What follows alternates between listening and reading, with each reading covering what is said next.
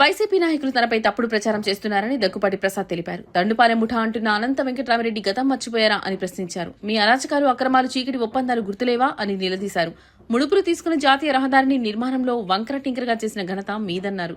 గత వారం రోజులుగా తనపై దుష్ప్రచారం చేస్తున్నారని, అసత్య ప్రచారాలపై జిల్లా ఎస్పీకి ఫిర్యాదు చేశానని పేర్కొన్నారు. ఎగ్జిబిషన్ వద్ద చిన్న గొడవ జరిగితే తప్పుడు ప్రచారం చేశారని, తన అనుచరులను రక్తం వచ్చేలా కొట్టారని ఆరోపించారు. దీని వెనుక రాజకీయ నిరుద్యోగులు ఉన్నారన్నారు. దీనిపై సీఎం చంద్రబాబుకు ఫిర్యాదు చేశానని, బాధితులపై చర్యలు తప్పవని హెచ్చరించారు. నంబూరి వైన్స్ అగ్ని ప్రమాదాన్ని తనపై బురద చల్లారన్నారు. చంద్రబాబు, లోకేష్ అవకాశం కల్పిస్తే ఈ రోజు ఎమ్మెల్యేగా ఉన్నారని తెలిపారు. తాను చేస్తున్న అభివృద్ధి చూసి ఓర్వలేక లేనిపోని ఆరోపణలు చేస్తున్నారని వాపోయారు. నాపై వస్తున్న ఆరోపణలు అనంతపురం అర్బన్ నియోజకవర్గంలో మాట్లాడుతున్న వైసీపీ నాయకులు గత 2 రోజుల కిందట వైసీపీ నాయకులు అనంత వెంకటరామిరెడ్డి గారు మాట్లాడుతూ దండుపాలెం బ్యాచ్ అని మాట్లాడడం జరిగింది. గతంలో మీరు గత 5 ఏళ్లలో మీరు చేసినటువంటి అక్రమాలు, అన్యాయాలు, మీ నాయకుడు, మీ ముఖ్యమంత్రి జగన్మోహన్ రెడ్డి చేసిన అన్యాయాలు, అక్రమాలు మీకు ఆ రోజు కనిపించలేదా?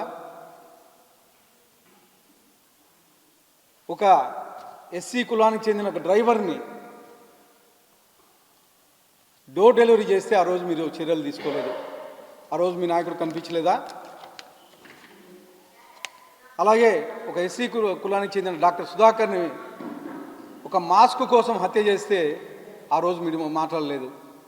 ఆ రోజు మీకు కనిపించలేదా? మీరు సీనియర్ నాయకుడే కదా, ఆ రోజు ఎందుకు మాట్లాడలేకపోయారు? కానీ ఈరోజు అనంతపూర్లో చిన్న చిన్న సమస్యలు జరుగుతూ ఉంటే దాన్ని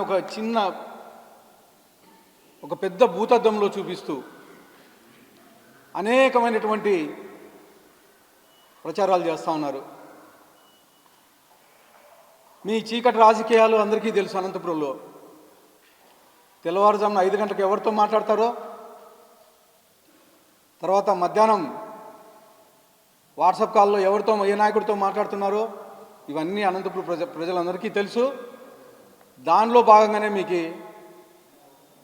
మిమ్మల్ని గత ఎన్నికల్లో ఓడించి ఇంట్లో కూర్చోబెట్టారు. మా తెలుగుదేశం ప్రభుత్వంలో 2019 వరకు ఉన్న ప్రభుత్వంలో 350 కోట్ల రూపాయలతో నేషనల్ హైవే అప్పటి మా ముఖ్యమంత్రి నారా చంద్రబాబు నాయుడు గారు శాంక్షన్ చేయిస్తే 350 కోట్ల రూపాయలు వర్క్ని ఒక కాంట్రాక్టర్కి ఇప్పించి వాళ్ళ దగ్గర ఎంత కమిషన్ తీసుకున్నావో అనంతపురం నగర ప్రజలందరికీ తెలుసు. తీసుకోవడమే కాకుండా ఆ రోడ్డును వంకర టిగ్గర్లుగా బల్లార్ బైపాస్ నుంచి పంగల్ రోడ్ వరకు నీకు నచ్చిన చోట, నీకు డబ్బులు ముట్టించోట చిన్నగా చేసి నీకు డబ్బులు ఎవరైతే ఇవ్వలేదో వాళ్ళ దగ్గర రోడ్డు వెడల్పుని చేసేసి వంకర్ టింకర్ రోడ్డు ఈరోజు స్ట్రైట్గా ఉండాల్సిన రోడ్డు వంకర్ టింకర్గా చేయించిన ఘనత నీదే అని చెప్పేసి చెప్తున్నా అనంత వెంకటరామిరెడ్డి గారు. ముఖ్యంగా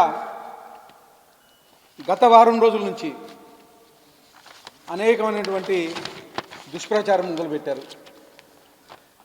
ఈ దుష్ప్రచారం వెనుక మీరు, మీ అనుచరులు, అలాగే మా పార్టీలో ఉన్న కొంతమంది వ్యక్తులు సోషల్ మీడియాలో అయితేమి, అలాగే మీడియాలో అయితేమి అనేకమైనటువంటి దుష్ప్రచారాలు పెట్టారు. ఎప్పుడైతే నేను ఊర్లో ఉండనో, నా పనికొద్ది ఎక్కడైనా బయటికి వెళ్తానో ఖచ్చితంగా ఆ వారం 10 రోజులు దుష్ప్రచారం విపరీతంగా జరుగుతుంది. నేను ఉన్నప్పుడు మాట్లాడరు.